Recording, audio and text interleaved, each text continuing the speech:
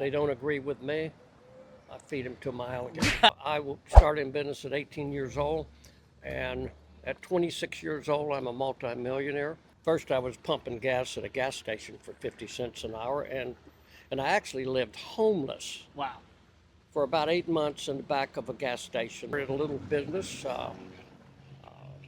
with $235, Yep. and today I run 64 companies Oh my God. across America. I am one of the largest highway construction companies in the southeastern United States. And then we went into the mining business, building all the highways. Are you serious? Mostly in Florida, early on to produce material so we could be competitive in the market. Smart. So we produced our own DOT lime rock, asphalt rock and sand, concrete rock and sand. So I have multiple quarries in different geographical areas to support my highway construction. What are some of the things of advice, maybe one piece of advice that you would give to a younger business owner that wants to grow? Don't sit on a couch like a couch potato. Get off your ass Yep. and be productive. And that's what made America great. Learn how to do something a little bit better than your competition. Okay. Being diversified was a big part of my success. And living within your means. Mm-hmm. But the most important thing, as I had income, is to invest that into real estate. Okay. You can live in my little house on a coconut plantation, just take care of it, and that's how I started in business. Which one of your companies is your favorite that you own, and why?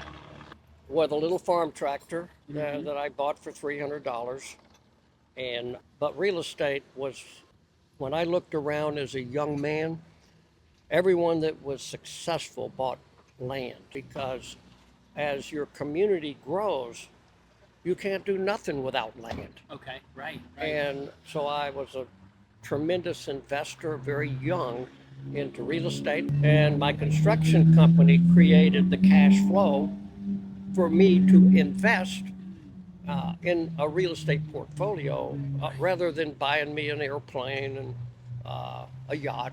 Right. I think we're so blessed to be in America. Absolutely. And I think your generation, the important thing to understand, whether you're a Democrat or a Republican, both parties made America great. Okay. No handouts. Right. Is hardworking people producing and exporting more than you import. Okay. I love that. Hard work, and that's what made America great. Your generation needs to understand how important capitalism is. Okay. Yes. Because you get rewarded if you work hard. Okay. And everyone that works for me takes pride in themselves. Love that. Because if they don't take pride in themselves, they're sure not going to do it for my companies. Right. Business. Yeah, it's part of the journey, and God bless America. And I thank God for what I got. I don't worry about what I ain't got, Right. because I ain't got it anyway. It's just such a blessing to live this journey. It is. It is such a beautiful. And I'm going to live it to the fullest, to the last breath. Yeah. And I'm going to make a difference for other people. Started 29 years ago, I started charity events, and I've raised $52 million in 29 years on That's my amazing. ranch. I have a ranch, the theme park of the 1800s. Mm-hmm. It's a replica with my own private stadium, and I host events for the Boys and Girls Club, handicapped children, abused children, special operation forces. I'm very patriotic to the military. You'll never see a cowboy kneel through the national anthem. Right. I'm glad we're over that. Yes. Okay. Yes, sir. Respect our flag. Yep. And I will say that that's the way I live my life, and committed my life to that. And you could go on the Bergeron Everglades Foundation. Yep. We post every week. Our documentaries are on YouTube. We do documentaries for Europe and all over the world. But that's how I'm thanking God for my journey. The government doesn't agree with me, I just feed them to an alligator. That's how you get the name Alligator Ron. That's awesome. Some people need to know that they can fail at business sometimes and still be successful. I would say my main success as a young man starting in business with $235.12 when I left home. Yeah. I think my main success, I've always been an overachiever. In sports, the state champions in the Orange Bowl in football. I was a track star, and then I rodeoed professionally for 21 years across America. Right. And I think that sports made me very competitive. Everyone that was successful, I observed. And not only did they have a business, but they owned real estate. So I started buying real estate when I was 20 years old. And I continued to do that through my whole career, which is 61 years ago. All right. And being diversified was a big part of my success.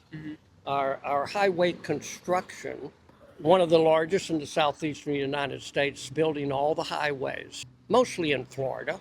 We went into the mining business early on to produce material so we could be competitive in the market. Smart. So we produced our own DOT lime rock, asphalt rock and sand, concrete rock and sand. So I have multiple quarries in different geographical areas to support my highway construction. But the most important thing financially, as I had income, is to invest that into real estate. Okay. They're not making no more of it, Right. and everybody's coming to Florida. Yes. So taking the cash flow you produce and generate from your business, then reinvesting that into the real estate. Into real estate. Instead of buying airplanes, I could have bought one at 26 years old. Right. A jet airplane, a yacht. I was very focused. I mean, today I do own a jet. It took me a long time because I was more focused on being successful and obviously giving back to the community. Love that. Boy, what a feeling Yes. to help 12,000 children in our community, getting them off the streets. Yeah. Very instrumental in building the homeless center in Broward County. Handicapped children, donated land to build the facility. Abused children. And that's what makes America great is nobody's going to remember you because you were a billionaire. Right. But they'll remember what you did while you were here on Earth, making a difference. I believe. So here I'm sitting between these famous people, but they were all normal. Right. Regular people. Regular people, because they come from such humble beginnings Right. that they never forgot. It's amazing. And with all my success, I don't care how rich you are or how famous. Right. I got a little great story. I was at a charity event with 2,000 people, 2,200 actually, the largest attended charity in all of Florida under my stadium. Wow. For the Boys and Girls Club. Amazing. Oh, I've had so many. I've had Blake Shelton out there, turkey really? hunting, yeah. And I had Evander Holyfield. That is cool. Which is what a great role model. Is he? Evander Holyfield. Yeah.